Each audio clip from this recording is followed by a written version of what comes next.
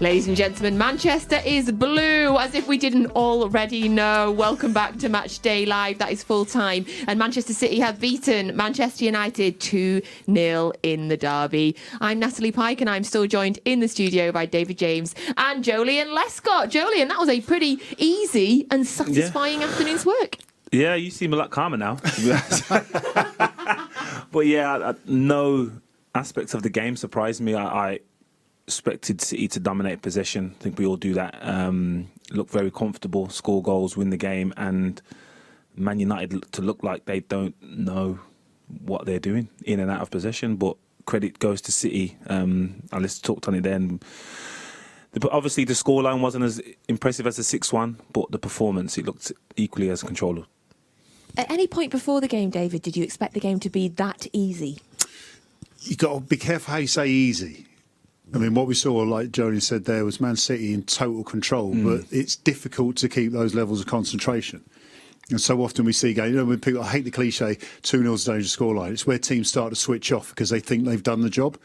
But what we saw there was Man City control from the first minute to the end. Yes, Ronaldo had one shot, their only shot, but they had to keep the focus. And right at the end, I mean, I'm looking out there because the picture's behind us, but there was moments there where they're popping the ball around comfortably, but in control. So it wasn't easy in a sense of mental focus had to be there all the way.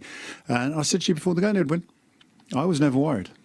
You weren't. I was worried right up in like the 80th minute. To be honest, I'm looking forward to going back on City Plus tonight. I will after midnight. I'll get their full match highlights and I'll rewatch it. And this time I'll thoroughly. It's easy when you know the score. Exactly. Then I'll be really appreciating it.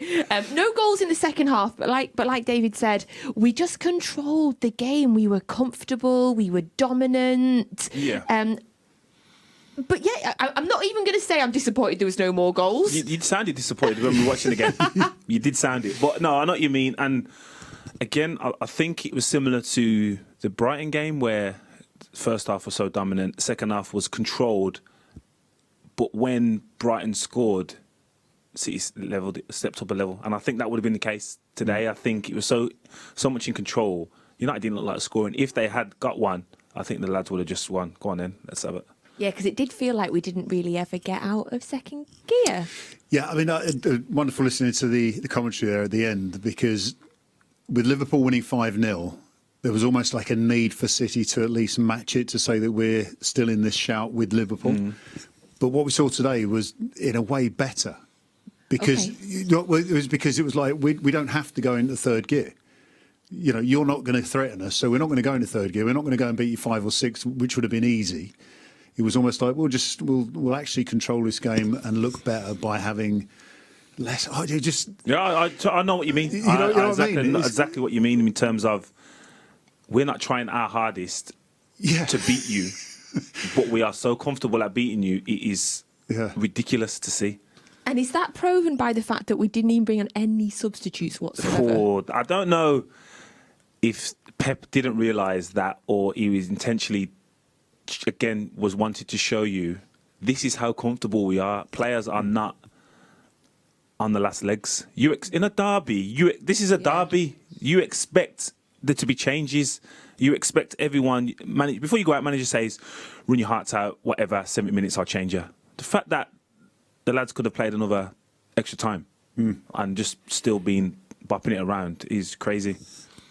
Love it. Right, we'll have a look at some of the love it. Have a look at some of the celebrations from around the world now for our goggle box cameras that we popped around. So that is the official supporters group in Shanghai celebrating. I think there's 1 or 2 more beers been drunk by this stage. Oh yes.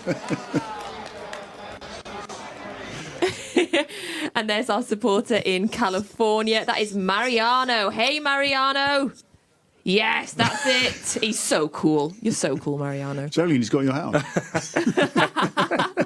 So thank you for joining us wherever you are around the world. We know blues are absolutely everywhere, and there's going to be a blue party around the world this evening. So just kind of looking forward now, Joleon, we've got an international break now. We heard Alistair Mann say in the commentary, what a great time to have an international break, going off the back of it all so confident. I don't know. Again, if you're that comfortable, and we will talk about momentum and confidence, and it helps when you're winning, and the fact that they've just put in that performance, you'd probably want another game. You'd probably want to go into, say, the PSG game off the back of that and have them fear that level of performance. But again, it's not surprising that they can just do that and control a game.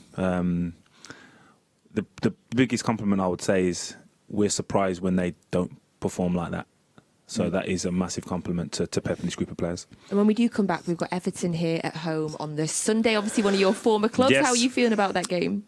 Oof, Everton of late ain't been great, to be fair. So I don't see there being an issue in terms of City getting the 3 points. But if they have players back, Calvert-Lewin's a massive player for them. And he's proven to be a handful for us in previous seasons. So closer to the game and I've seen their team and who they have at their disposal, I'll be a bit more sceptical and nervous. Thank you. Right, we're going to have a look now at Cryptic City. Did you get it at home? I think it was a medium kind of one today. So you know that you have to look at the pictures, put them together, say what you see and come up with the name of a former or current Manchester City player using the hashtag ManCity. You can send in your guesses to us. Right, gents, I'll let you be a little bit more obvious now. David, what are you seeing? Talk us through it. Right, so we have a supermarket type thing, but the most important part of that picture is Mart. Yes. It's more of an international supermarket, I have to say, for our international followers. I like it. A Mart. Then what have we got next? And then tin. So we've just used, obviously, tin, a part of that, and gone for Martin. Now, you spotted this one for the middle one. So that is Ghost. It's Ghost is the film, but the actors are Patrick Swayze and Demi. So we used Demi for the part of the surname. And then it gets a bit loose, but we're going to give it to you. We're going to give it to you, David. No, it's right. We're in chair. I thought it was an unneeded plastic, environmentally friendly chair, but I think that's a bit of a mouthful for what we're trying to achieve here, aren't we? So chair, and then the Queen, who is known as Elizabeth. So Liz. Liz for short. So, as Joe Swanton has said on Twitter, Cryptic City is Mart, Tin, Demi, Chair, Liz, Martin D. Michaelis. How are you rating that one, lads? Yeah, it's not his finest moment, Daryl, but we'll take it. We're having it. Well done to everybody at home. If anyone at home there that got it, congratulations to you. We now can hear, not yet, nearly, we can hear from somebody special at Old Trafford. We have an interview with Phil Foden coming up in just a second. Before we do, Joleon, what did you make of Phil's performance today? Solid. I think everyone was solid. Obviously, for how he's been performing of late, it wasn't the same, but he was in a different role. And he did it to, execute it to the T. I'm sure Pep wanted him to drive outside. He spoke about it before the game. So 1v1, we know how good Wan-Bissaka is, but he was exposed at times just from sheer movement and understanding of the game. So again, Phil Foden, a solid performance. Sadly, we don't have the interview from Phil Foden, but we sure, hopefully, you will hear from many City players after this game and Pep, but not right now. Maybe they're having a party right now. Maybe they're celebrating in the changing room and can't get to us. Right, before we wrap up, gents, I'd just like to know, who was your man of the match? Who was your real standout performer for City today? I think from an excitement point of view, it has to be Cancelo.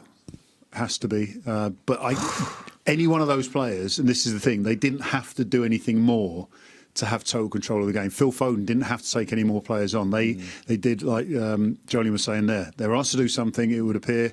They did exactly that. They come off 2-0 without hardly breaking a sweat. But Cancelo, because he had the most shots.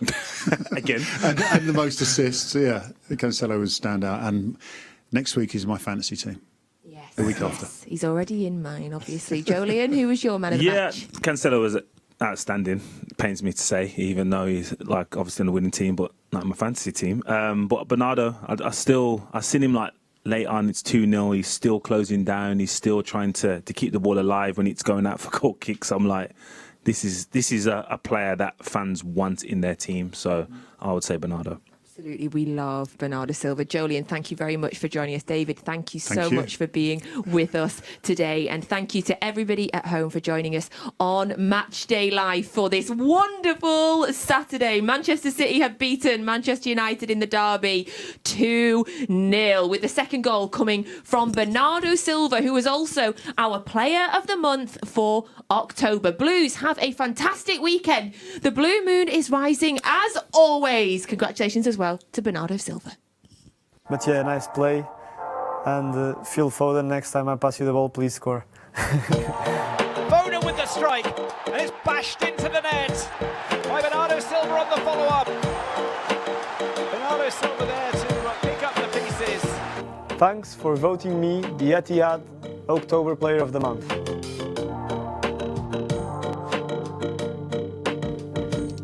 And I keep talking. Wait, let me start. Okay, so I remember this. This was against Liverpool. I was surrounded by players. I was a bit lucky as well because they couldn't get to the ball. At the end of it, a great play. Phil should have finished it. It would have been a great assist. But yeah, frustrating game because it felt like we played better than them. We should have won this game.